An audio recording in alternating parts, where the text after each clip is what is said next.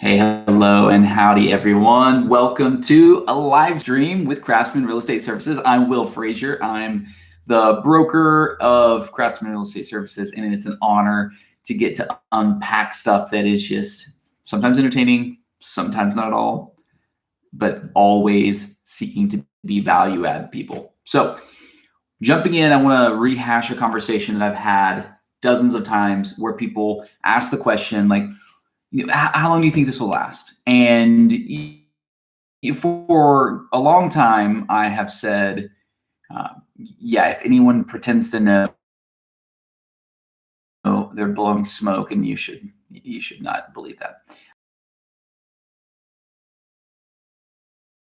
And predict behind my prediction that this current market insanity is going to last, and I'll tell you how long.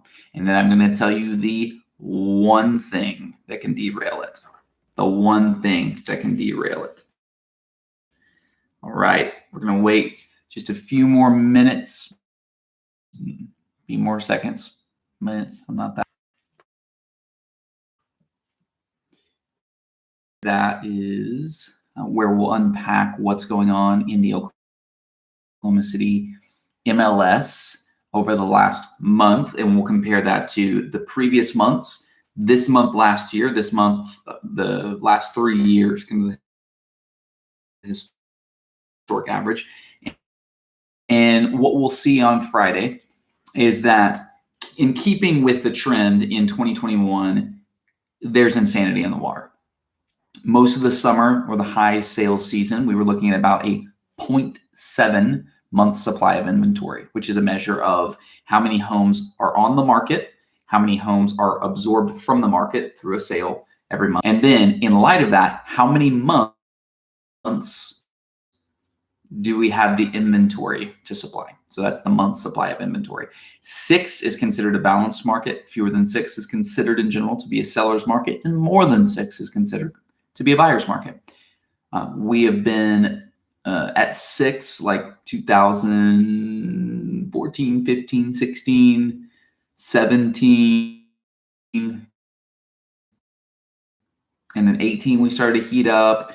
We were camped out at like 2 to 4, and vacillating between that for 2019. And then 20, we kind of got off tilt. The market seized, inventory reduced, and then we started to dip, and then we have been cruising at sub 1 month supply for the buying season of 2021. It's been insanity, and what that does is it puts more pressure than a higher supply would have on the buyer pool, because sold with ease 2 years ago are selling like hotcakes above list price. The percentage of list price that things are selling at, 99 price ratio across the entire Oklahoma City MLS was 100%. It's insanity. So that's what we're looking at. And then the question it begs, and okay, that's sale values. That's how much things are selling for and people are buying for. Rent values, similar thing. So for a while we were holding, and sale values were skyrocketing. Rent values weren't very much. They were just your linear, typical 2 to 3% a year. And then all of a sudden we started seeing people resign. People who said, "Hey, we're going to take advantage of these interest rates and we're going to buy." And they were happy additions to the buyer pool until multiple offer after multiple offer after multiple offer smacked them in the face. And they just gave up, and they said, some of them said, "I'm going to extend my current lease." Others said, "I'm just going to go rent a house." And so all of a sudden, this increased buyer demand became increased tenant demand, and rent values started going up as well. And so we have just this fire in the water, and it's not dissimilar to what all the other growth metros across the country are experiencing. But for Oklahoma City, this is quite unique and quite interesting. So the question it begs for all the buyers out there and several of the sellers is, well, how long is this going to last? Because if I'm going to plan to not buy my house now, if I'm going to sign that lease because I'm going to get to the next season. Unless you're making a decision not to buy, you've got to be basing it on the underlying question: how long is this going to last? Because if it's going to last a month or two, sign a 3-month extension, and you're going to be in your house. It's going to last 6 months. It's going to last a year. Those are all relevant things. And so what I would tell you is coming up in a little while. First, let me walk through the 5 factors at play in the Oklahoma City market that are above and beyond, or that are heightened versions of what's happening on a nationwide and perhaps even worldwide trend. So let's jump in. Factor number 1. Are you ready for it? Builders are scared. They are. Builders are scared. And you can't blame them. This isn't exclusive to Oklahoma City by any means. Let's talk on a national level. The National Builders Association and the National Association of Realtors have talked to each other. I know they talk to is amazing. They say we are 5 million housing units short of the demand in the U.S. That's not going to be evenly dispersed across the U.S., but 5 million housing units. And the fact they're not simply talking about houses to sell. They're talking about rental units and purchase units, homeowner dwellings. So we're 5 million units shy of the demand. So national average. Well, we'll come back to and belabor the home builder inertia point in a moment, but let's talk about this. Now, issue number 2, or factor number 2, is normal migration. We normally, over the last 10 years, 15, 20 years, native nerdy Oklahomans can belabor this point more fluidly than I can. But Oklahoma has been seeing the same thing as Arkansas, and the same thing as many states across the U.S. that have a distribution of more rural people to urban, or about balanced. We're seeing the urbanization of these states. So in Oklahoma, you got Oklahoma City kind of here in the middle of America, and then Tulsa up here. And those are the 2 largest cities in Oklahoma. And then you've got 1 billion it's I have no idea what that is, dude. So I'm guessing it's not legal. Don't try it. And so the question is you got 1 million small towns and tiny little farming communities and tiny other communities. And slowly those people are all moving to the Tulsas and the Oklahoma cities. And in Arkansas, similar thing has happened. And like I said, that thing's happening all across the U.S. We're having an urbanization where people are migrating to the job markets. That's why people live in cities. And there's scale and there's other benefits. But Oklahoma has been seeing a lot of relocation from the fringes and the small areas to the cities, predominantly over the last year and a half. Oklahoma City, we are winning hard against Tulsa. That's a story for a different day. Oklahoma City has its normal Okie migration that happens, and it happens every year. It happens in a pretty predictable level, and it's happening this year more than previous years because, I don't know.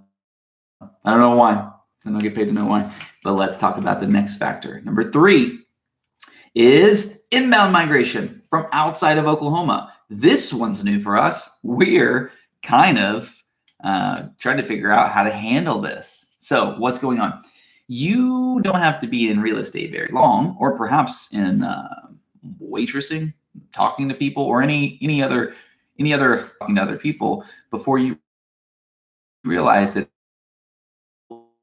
here in Oklahoma for the first time in mass from California, from lots of places. We're getting used to it. Our housing prices are getting used to rising as a result of people selling their extremely high value real estate estate market homes and then redeploying the normal Okie shuffle, our redistribution of population, we have the inbound migration from outside of Oklahoma. And that is a major factor. So what happens is, even though these things are true, even though you've got normal Okie reorganization and then you've got this inbound migration from outside, and it's happening on some surprisingly large levels, builders still remember the last thing. What was that thing? The great financial crisis. When builders, and it's the latest one. It's not the only one by a long shot. Builders have gotten into trouble over and over and over again. And builders know, especially custom home builders know, that speculative building, spec houses, where you build a neighborhood or you build a row of houses, but you don't have a buyer for it already. Speculative building is how you lose your shirt and all the other stuff that you wear too, if it's done wrong. And who's to say when it's done right and wrong, except for the market.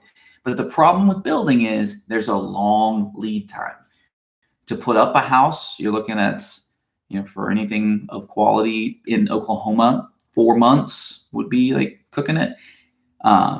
So at least 4 months from the groundbreaking, but then you've got months and months of prep time and lead time on the front of that to get your materials, to get your permits and all your approvals and your utility connections. And then, somebody had to plat the entire development or the community on the front end. So that took time. And so before you ever break ground on an endeavor, there's already a lot of work that happened.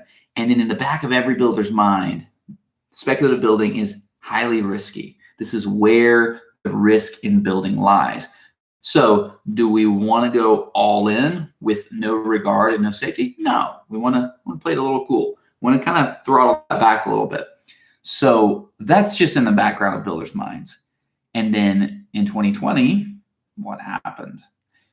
Everyone goes, what's going to happen? We did it. Like everybody did it. People were freaking out and buying like years worth of toilet paper, which made everybody else have to scramble to find toilet paper because it was a ridiculous overreaction. And, but we all did it. We're like, what's going to happen? And fast forward, something we didn't see coming.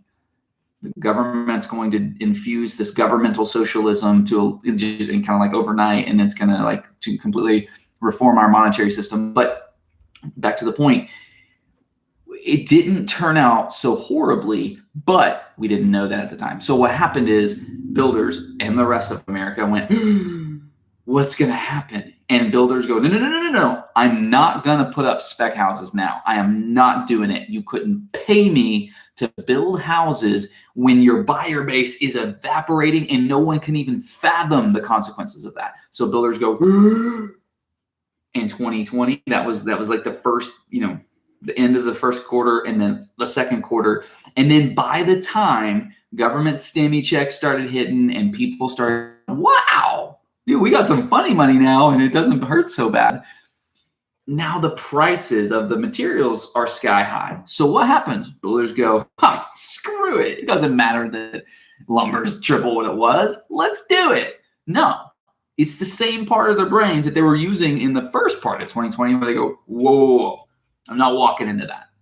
And so builders may have wanted to get back into it, but then they know, especially in Oklahoma, where people are cheap, especially in Moore, people are cheap. People are a very kind way of saying cheap, price sensitive. And so when people are as price sensitive as Oklahoma City dwellers can tend to be, you don't want to just say, oh, I'm sure that they'll absorb the 40% higher cost. And I'm not doing this as a charity, so I'm definitely going to need them to absorb the cost. So that's not a fair assumption, and it's not a safe assumption. So the builders said, let's test the market.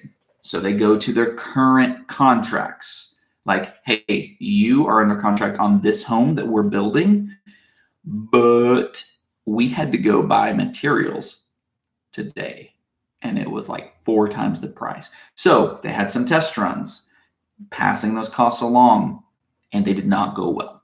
Talk to any lender in the entire Oklahoma City market, and probably most markets across the U.S., and you will find that it did not go well. So contracts are busting, builders are left with their house, the very thing that they fear, and having to finish them out at higher materials costs. And fortunately for them, the market kind of went crazy and they probably hired a trustworthy real estate agent. Thanks. And then found that there were 20 buyers that wanted that product because they just sold their house in Salt Lake City for like $800,000, and your $400,000 mansion is, is a great price. So it didn't work out as poorly as possible, but we're talking about months and scary, scary months of that happening. Meanwhile, materials keep going up and staying up.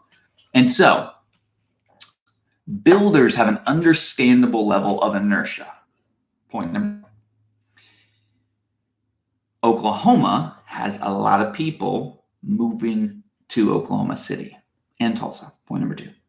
And then in addition to the people moving from within Oklahoma to Oklahoma City, you have a lot of people moving from other places outside of Oklahoma inbound into Oklahoma City. So those 3 points help us understand part of how we get to the National Home Builders Association's number of 5 million housing units shortage. And then my 4th point is that millennials be buying, y'all. We are getting it.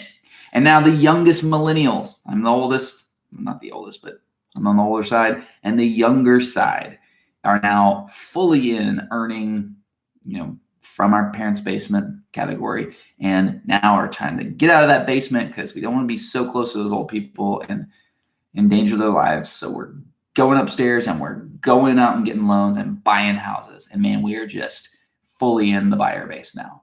And there's a lot of us. And now the next generation, Gen Z, I think, or what comes after Gen Z? Are we like starting over Gen A? Is that Gen A? Hi. All right.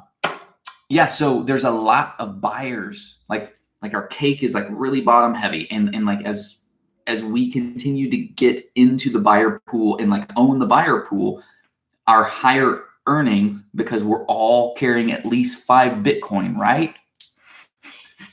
Our higher, spending ability means that we consume a lot of the houses. But point number 5, the silver tsunami is here and it's like real. The boomer generation is living better longer. So so I don't know that they're actually living a whole lot longer, but they're living better longer. And so it is not uncommon for boomers that would have moved closer to family by the mid 80s to live on their own in the city, in the house that they raise their kids in. So I'm thinking of like my neighbors right now, and it's amazing. It's amazing. But it also means that the housing density, like that's a family have combined with another part of the family and liberated a housing unit for, to fill one of the 5 million needs needed, that didn't. And so imagine if that's happening everywhere. And so you got, so these factors all combined, like we got a lot of babies that were born, back in the millennial generation that are now spending. Gen Z is now, like the older side, Gen Z is now owning and spending. And you got the top end not dying, consolidating nearly as quickly as previous generations, which means that we need more housing units. But go back to the builder inertia. You can understand why they haven't just said, oh, sure, we'll build twice as many houses and the market will just absorb it. So where are we going with this? 20 minutes later, Will, what's the freaking point? Good question. So the point is that if we were to snap our fingers today and say, builders, don't you understand these 5 points that Will presented so eloquently? Never mind the one about you, but the other 4, like, don't you understand that things are going well from the demographic side? So, just build. Okay. So if you could snap those fingers and you could just make every builder believe that and get rid of that little part of their brain that remembers what happened in the past several times where builders lost their shirt, shoes, and everything else holding spec houses, and you could just make them build. Well, then they would go out and buy still high-priced materials. But let's say you snapped your fingers and you made material prices go instantly back to 2019 levels. So, all right. So you got builders over their fear, and then you got materials over the inflation, the elevated price. So now you go down to the labor markets and you say, yalla, you say, andale, like you say, ajao. And then who comes? Who's showing up? Labor is hurting right now. Not just contractors, not just restaurants, everything. Except apparently real estate agents. Everything, everyone, everywhere in all industries that are relying on blue collar workers or laborers specifically, we're on struggle street. So I just covered 3 problems between where we are and what would need to be true for builders just to build at max capacity. So if they could snap fingers and make all those issues go away and build at max capacity, it would take an estimated 10 years to build out of the hole that we're in terms of housing units needed. 10 years of building above, and that would be above the rate that we built since 2008, by the way. That's well above the rate that we've been building. We need about 1.5 million new housing units a year. We've been building about 750 to 950,000 per year, and it ebbs and flows. So we're not going to build that level. We're not going to build the 1.5 million that we need every year. We're going to have to build above that. So in order to get these builders to churn out at the level that they need to, we're going to have to address those 3 things that I don't think are going away.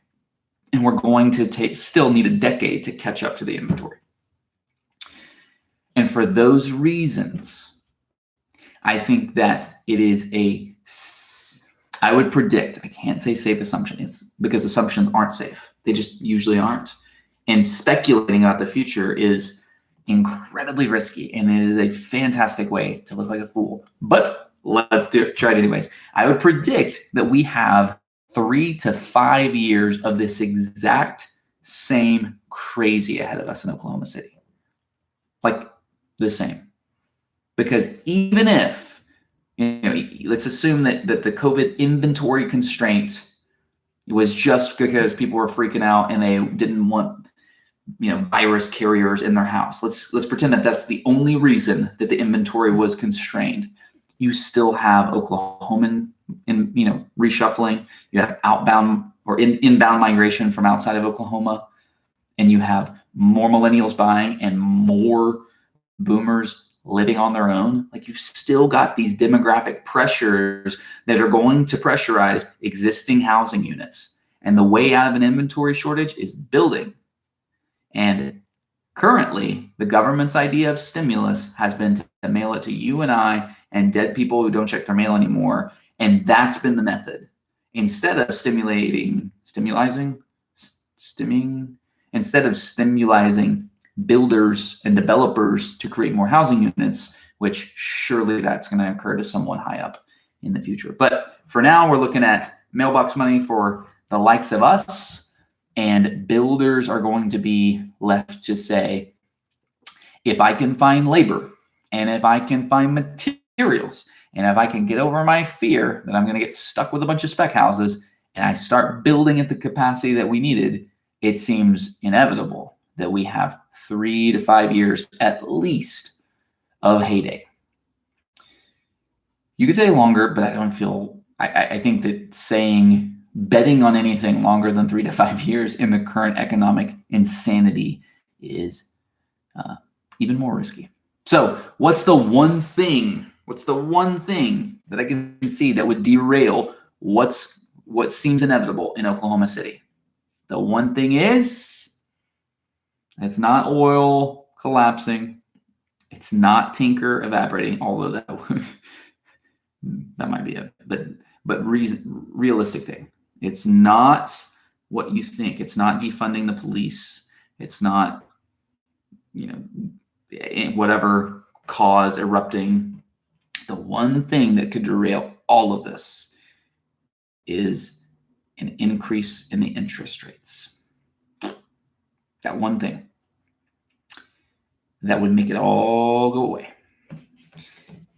And you see, the reality is, the truth is that we live in a false, fictitious, pretend economy. Your home is only worth what you think it's worth because Zillow tells you it's worth that, and it might truly sell for that. It's only worth that because interest rates are what they are. Interest rates are what they are, not because the open market decided that, not because people with money and people that need money came to an agreement at what a marketable fair rate is based on the risk. Interest rates are what they are because the government forces them to be what they are. And that reality has more to do with our everyday life than we can possibly understand. To that end, let me do a little book club. If you have not heard me talk about this book yet, please get it. I'm going to post a link below. Would you get this book and read it? Aaron Katusa's The Rise of America is basically the most optimistic version of a lot of economic thinkers out there. And the first 300 pages are just groundwork, laying the groundwork of where are we right now? How did we get there? And in light of that, where are we going? And that's a little bit what I've tried to do here is in the housing market, understanding the 5 factors that have led to the current insanity, stripping away a lot of the COVID, like the actual virus and the virology thought itself, and looking just on the fear that puts in our builders and other people. If we understand those 5 factors and we can understand what would derail that, and we understand how actually easy it would be for the interest rates, the government to say, hey, maybe we shouldn't subsidize that so hard. Maybe that would take some pressure off the housing market, and they go from 3.5% to 5%. We would see the buying grind to a slow halt. If they were to let it go to a real market rate of 5.5%, 7.5%, 8%, we would see purchasing grind to a halt. And if that happens, what happens to your value? If our month supply of inventory in Oklahoma City goes from 1 month to 12, your home is not as valuable because the buyers have their pick. They can go and look at a dozen different houses and know that of the 12, 11 of them will still be there in a year. That's probably not a precise application of that, but the reality is everything about our housing reality is determined by the government and their intervention in our economy. So in light of that, does it seem realistic that in the next year, the Federal Reserve, something they have said, how about 2 years? They said they won't. How about the year after that? Well, I'm glad you asked. We live in this pathetically inefficient reality called democracy. And the brilliant people that lived a long time ago. And in the time that they lived, a thing like a year was a good, meaningful amount of time. They realized that you got several seasons out of it, and then it was 365 days, and the days started when they started, and they ended when they ended, and they lived these balanced lives. God bless them. And then I think to them 4 years was a significant amount of time. And then you fast forward to today. And 4 years is a significant amount of time, but we are so busy and so distracted and so unbelievably distracted. I already said that, but I was distracted, so I said it again. That time passes faster than it ever has, but doing meaningless stuff. And that's kind of a bummer to think about. But to our point here, as you think about what's the Federal Reserve going to do to interest rates in 3 years?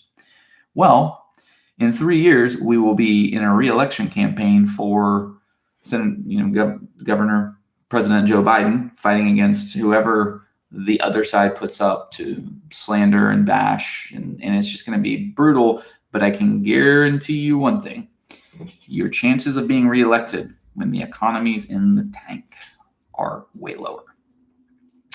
And so my prediction is that the Federal Reserve, being very tightly aligned with the fiscal leadership of the U.S., the gov, I would imagine that they are not going to do what it takes to bring the economy to a screeching halt, but rather they will cooperate quite readily with the re-election campaign, and they will keep the financial peace at least for another year. And then that would be the time. If you're going to raise interest rates, it would be right after a re-election, raise them. And then you got like 3.5 years of letting the market work itself out. But doesn't seem likely until the re-election results. So my predictions: we've got 3 to 5 years of smooth sailing here in Oklahoma City, so long as the Fed doesn't raise interest rates. And what do I mean by smooth sailing? Actually not smooth. Actually, if you're a seller, great. If you own investment properties and need to refinance, great. If you're a buyer, not great for you. It can be great, but you're going to need to deconstruct what you're thinking about real estate. You're going to need to change how you've thought about real estate. And if you've bought a house in a different time, like 5 years ago or before, throw out what you knew from then and relearn. And I know that sounds wonky, but it is what it is. And as a buyer, you are at the most extreme disadvantage, because what a seller's home is worth to them is one number. But what a house is worth to you are multiple numbers, including down payment, monthly payment, and a couple other factors. And in order for you to speak seller, i.e. the one number, it's going to take some creativity. So you need a good agent. It's free for you most of the time. And even if it's not, a good agent, and I don't mean your cousin, I don't mean the one on the billboard, I mean a good agent will help you achieve what you want to do with a higher level of safety. That's what you want.